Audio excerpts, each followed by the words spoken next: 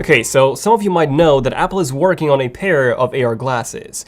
Now, in case you don't know what AR glasses are, well, I'll explain everything you need to know in this video, alongside why these glasses have the potential of revolutionizing the tech industry entirely, just like the iPhone did back in 2007. And, as you can probably tell, I'm extremely excited about the Apple glasses, and you will most certainly be as well by the end of this video. So grab some popcorn, and here's the real feature of the tech industry. Oh, and in case you missed it, we're actually doing two giveaways. One of them is of a pair of the AirPods Pros, and then the second one is of the Google Pixel 4. So yeah, full details in the description box down below on how to enter. And yeah, good luck to everyone. Okay, so for those of you who don't know what AR is, AR means augmented reality. And unlike VR, which is virtual reality, where you put, that giant headset on and you're instantly transported into a fully virtual world, well, AR keeps you in the real world, but then it adds certain virtual elements to it. And we've recently started seeing AR being used in smartphones. Like Apple released ARKit, which is pretty much an API, or in English, a simple tool that allows developers to easily make AR apps that would automatically take advantage of all the sensors that you have in an iPhone, such as the accelerometer, the gyroscope, the dual, and now the triple lens camera module, and so on. So we started seeing apps such as the IKEA Place app that allows you to place furniture from their store inside your real-world view. And it works incredibly well. The tracking is spot on, it never lost tracking, and the furniture even had real-time shadows, as well as the ability to get very, very close to them and then see all the details, so I was extremely impressed with what this app could do. I recently moved into a new apartment, which is still empty, so I'll be using this app to buy some furniture in the upcoming weeks, and yeah, it's been great so far. And Apple has put so many resources into ARKit, where we got to a point now where we have real-time shadows on objects, real-time reflections from the lights in the real world, which will get reflected onto the virtual objects, which is just nuts. And what's probably even more nuts and crazier is that with ARKit 3, virtual objects can actually detect the presence of a real person and circle around it, for example, instead of, just overlaying on top of that person. And while I do see VR as more suitable for games and entertainment in general, I see AR as more suited towards productivity. And this is why having this AR experience all the time without you having to take, your smartphone with you, this would be a game changer. And this is where Apple's upcoming AR headset will come into play. Now, the questions that you all probably have regarding this headset are, number one, how will it work? Number two, how would it look? And then number three, how much will this thing cost? So let's start off with number one. How will it work? Well, you see, there's quite a few ways that you can build such a headset. So usually VR headsets are big, bulky, and they connect to your PC via an actual cable. There are a few examples, such as the Oculus Quest, which are completely wireless, and this is where the future of VR is heading towards. And when it comes to Apple, well, their AR headsets will indeed be fully wireless as well. There's been quite a number of patents that Apple has applied for, all showing a very thin and light device that looks pretty much like a regular pair of glasses. And CNET even released a pretty big report back in 2018 with some details that they got from inside sources on how Apple's VR glasses would work like. The project is apparently called T288 internally, and even back in 2018, it was still aimed at a 2020 release, just like the more recent reports have all pointed towards. And CNET did detail that Apple is actually planning on making this a fully wireless device. So instead of Apple building the processor and everything inside a headset, this will actually be built into a different device, which would then render the entire scene and then transmit the video stream to the glasses. So the glasses will essentially act just as a display. But a different device will actually render the entire scene.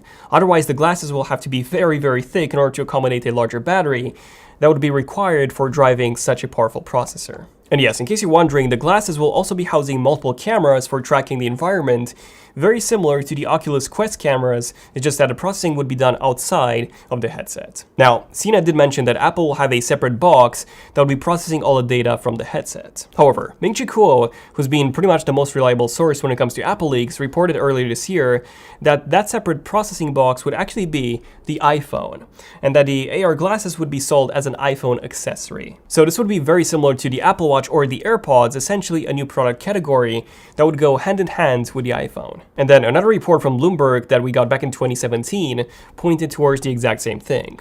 Apple working on an AR headset that would release in 2020 and that would eventually even end up replacing the iPhone. So there you go, the future of the iPhone will not be an iPhone. Now, in the first few years, it will need the iPhone for, the processing power, but once the chips get even more power efficient and we hopefully get the new battery technology as well, then an iPhone would not be required at all anymore. Okay, so now what will you be able to do with the Apple glasses? Well, you would essentially be able to see everything from your iPhone directly in front of your eyes.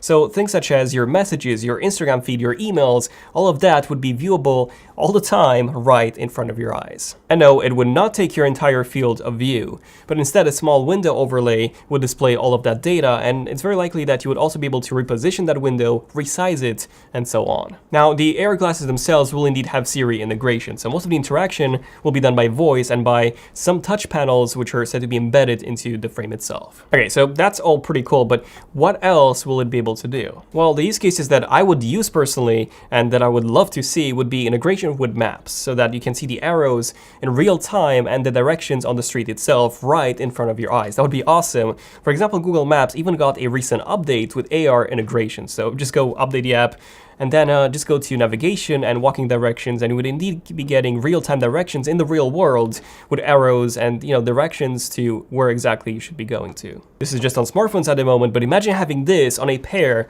of AR glasses. That would be incredible. And of course, that for me at least, the most useful case scenario would be having loads of displays anywhere I am. Like, imagine having 3 big curved monitors surrounding you, or even, hey, why not, a full room of displays, or just a gigantic display right in front of your eyes, or just floating above your desk, your work desk. That would be incredible and something that you wouldn't be able to normally have.